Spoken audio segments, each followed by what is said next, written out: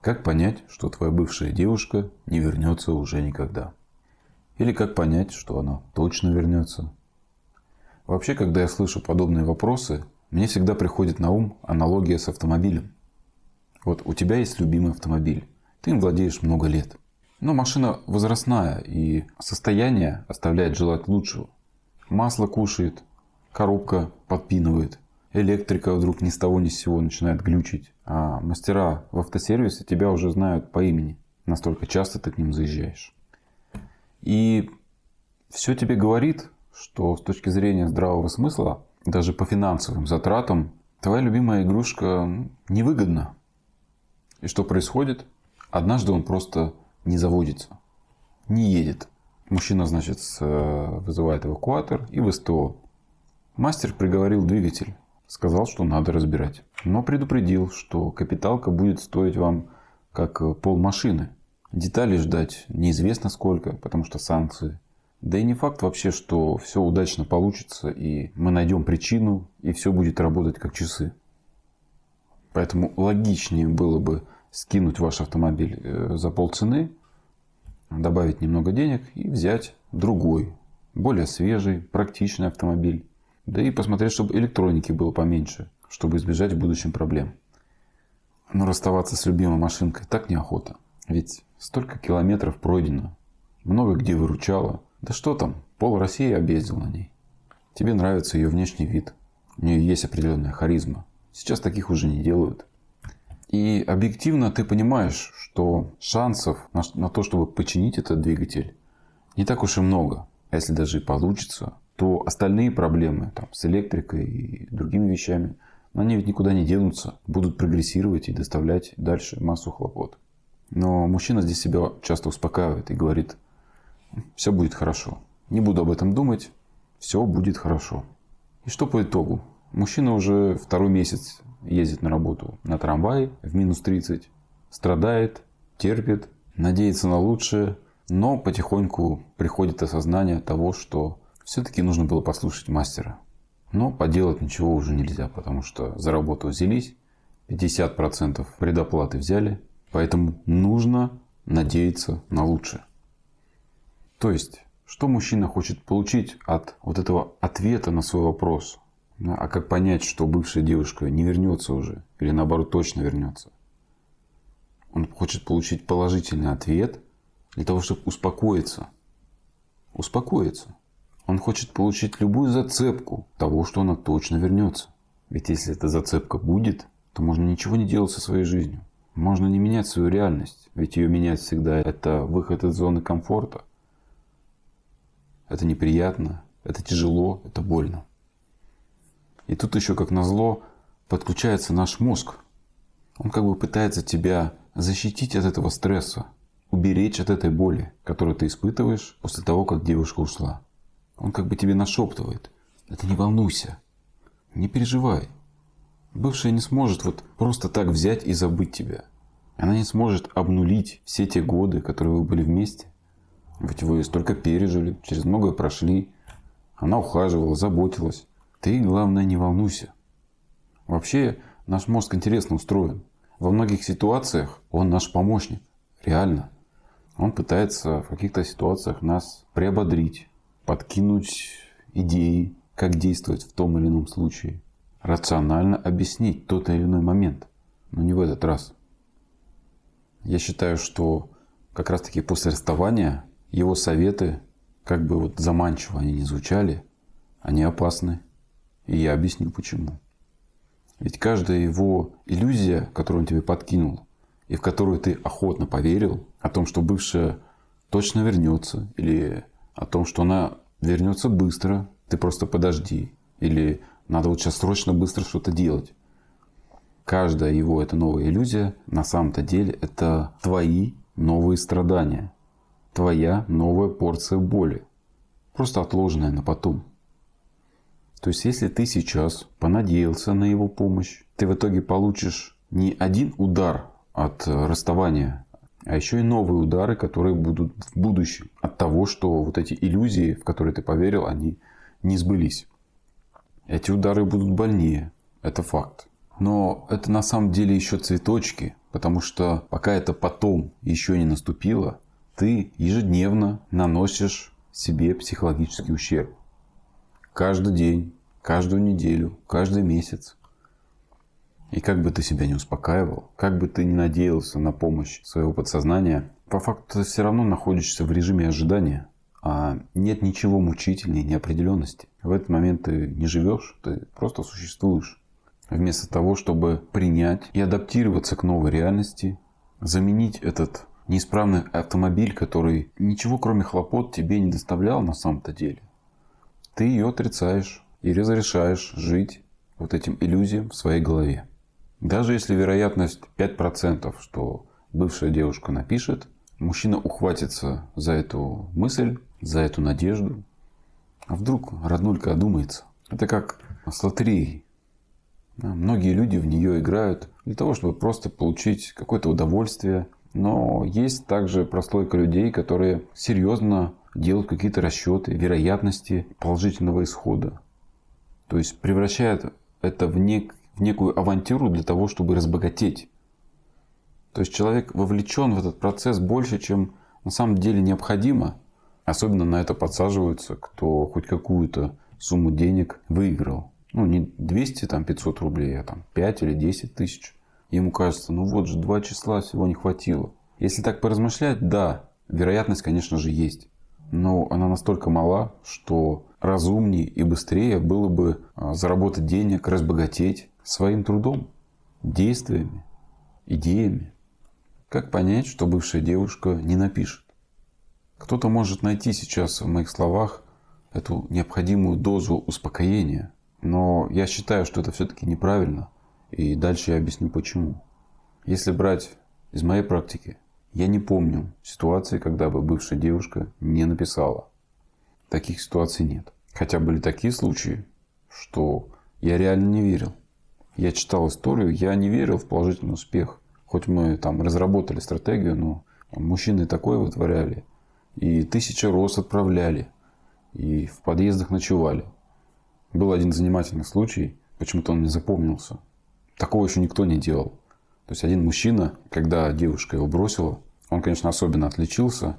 Он заказал в рекламном агентстве, вот эти, знаете, по городу билборды стоят, щиты для рекламы. И он заказал на них свое изображение с извинениями и с признанием в любви. Ну, не по всему городу, конечно, а по маршруту следования девушки на работу. Это же безумный поступок. Это поведение на грани неадекватности. Девушка его тогда заблокировала везде. Вообще парень хороший. Просто настолько был одурманен этой страстью. Я не верил, что здесь будет положительный исход. Но через какое-то время он мне написал, по-моему, месяцев 8 прошло. И сказал, что пошли первые пинги. И тогда по-моему, именно после этого случая у меня пришло такое озарение. Я начал точно понимать эту закономерность. То есть как пазлы сложились, я осознал, что вероятность возврата бывшей девушки зависит не от объема ошибок и величины унижений, которые были в момент расставания, а совсем от другого. В большей степени это зависит от адекватности женских претензий в момент разрыва. То есть мы смотрим совсем на другие вещи. Насколько объективны были ее причины того, что она эти отношения завершила, если посмотреть на них трезвым взглядом. Поэтому этот вопрос, как понять, что бывшая девушка не вернется никогда, я бы на самом деле перефразировал. А какова вероятность того, что девушка объявится быстро, выйдет на связь сама? Каковы сроки? Для понимания здесь можно прикинуть несколько сценариев. И в каждом из них посмотреть, насколько претензии девушки были обоснованы, насколько ее негатив к тебе был обоснован. То есть первый сценарий, например, девушка уходит, потому что ты сам по факту поганил эти отношения. Мужчины ведь часто инфантильны. Они вступают в отношения, не понимая зачем. Просто плывут по течению. Как-то так получилось, девушка обратила на них внимание, завязались отношения. На чем они базируются? Просто мужчина пошел на поводу своего желания. Он никак не ценил вложения женщины, никак ее не поощрял. Но в итоге относился плохо, и ему просто скучно. Да, в этой ситуации у женщины есть негатив, но он вполне обоснован.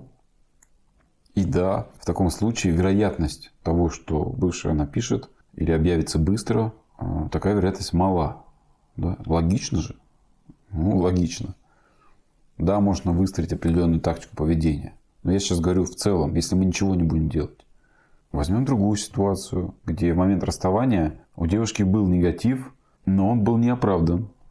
То есть, по факту, ее претензии просто взяты с потолка и гипертрофированы в миллион раз. То есть, ты хороший парень, в отношениях вкладывался, всегда за решение вопросов, нацелен на семью, нацелен на то, чтобы решать конфликт, на то, чтобы было спокойно. Но девушка все равно предъявляет тебе какие-то претензии. Ты ощущаешь злость какую-то в свою сторону. Да, может быть, какие-то оскорбления, унижения. Но очевидно, что ты этого не заслужил здесь. В таких ситуациях мужчина часто не верит, что женщина испытывает настолько сильное отторжение, да, негатив, что если уж идут оскорбления в ход, ну, она точно не выйдет. Нет. Но на самом деле здесь с точностью да наоборот. Если ты понимаешь, что обвинения в твой адрес, они не обоснованы, что тебя бросили незаслуженно, то можешь даже не сомневаться, что выход будет обязательно. Дело в том, что вот эта злость, которую женщина в себе аккумулировала, накрутила, она ведь это сделала для того, чтобы было проще поставить точку. И что самое главное, этот негатив, он искусственный, он не настоящий. Да, в тот момент она может в это верить, но по факту она обманывает сама себя. Просто в тот момент она этого не понимает. Она ухватила вот эти поверхностные претензии, там, что ты не уделяешь ей должного внимания, которое уделял когда-то в начале отношения, что ты разбрасываешь носки по дому, не говоришь комплиментов. Хотя почему-то такие темы, как то, что ты зарабатывал деньги, обеспечивал, давал какую-то надежность, перспективу, безопасность, такие вещи, они умалчиваются. А ведь именно это адекватные вещи. И вот когда проходит там определенное время, месяц-3-5, вот эта ненависть у девушки, она начнет таять, как снег по весне. Особенно если мы будем применять стратегию игнора, например. Почему? А потому что слишком энергозатратно поддерживать в себе вот эту ненависть. Ведь она искусственная. Она была всего лишь инструментом, чтобы совершить вот это действие, да, поставить точку и уйти. Все, на самом деле ненависти к тебе нет.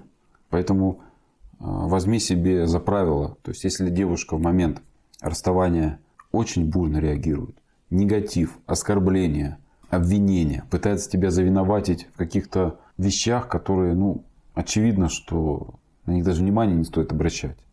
В этом случае можешь даже не волноваться. Можешь сесть и расслабиться, наблюдать за процессом.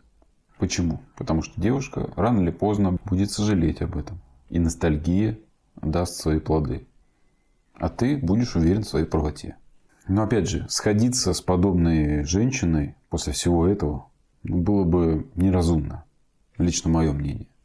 Есть еще и третий вариант, когда у женщины нет негатива. Нет претензий каких-то особых. Просто говорит: слушай, я больше ничего не чувствую. Погасли чувства, нет эмоций.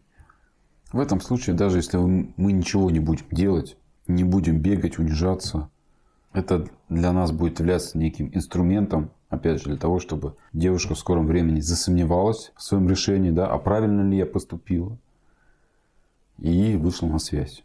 Я все это говорю не для того, чтобы ты радовался. То есть потирал ручки и говорил: вероятность хорошая, значит, игнор, будем ждать. Нет, я всего лишь объясняю механику. Потому что если ты разрешишь себе находиться в этом режиме ожидания, если ты поддашься этому соблазну, а вот я сейчас поигнорю, да, и все будет хорошо, то перед тобой не откроется понимание на многие вещи. А именно, к тебе не придет понимание того, что бывшая девушка на самом деле не тот человек, которого ты себе идеализировал, выдумал, представлял.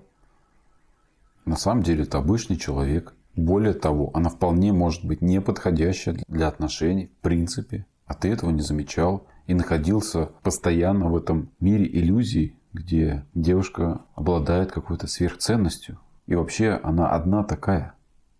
Тебе не придет мысль о том, что думать о девушке, которая тебя кинула, это на самом деле несправедливо. Объективно это неправильно. Вот этот здоровый эгоизм внутри тебя, он не зародится.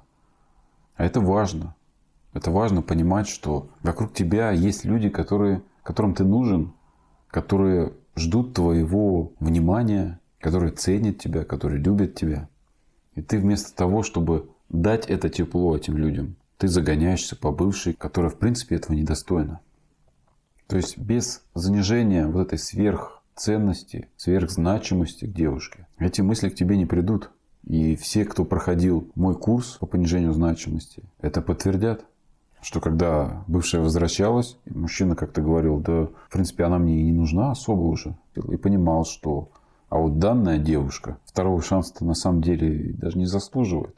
И лучше потратить эту энергию на какого-то более подходящего человека. Просто скажи себе, что если я разрешаю себе находиться в этой выжидающей позиции, то на самом деле я заслуживаю то, что со мной произошло. Я заслуживаю испытывать ту боль, которую испытываю сейчас, которую испытываю ежедневно и которую испытал в момент расставания.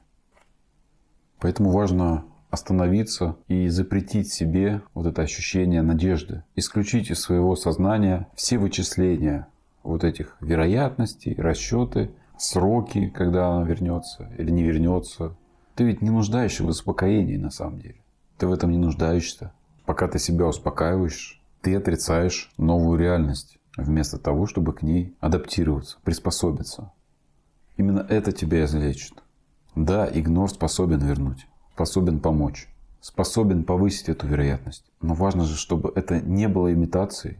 Необходимо преодоление, где-то и порадоваться за себя, замотивировать, что вон 90% мужчин подчиняются своей этой слабости, зависимости. А я справляюсь шаг за шагом. Понижаю значимость бывшей девушки. Друзья, спасибо за просмотр этого видео.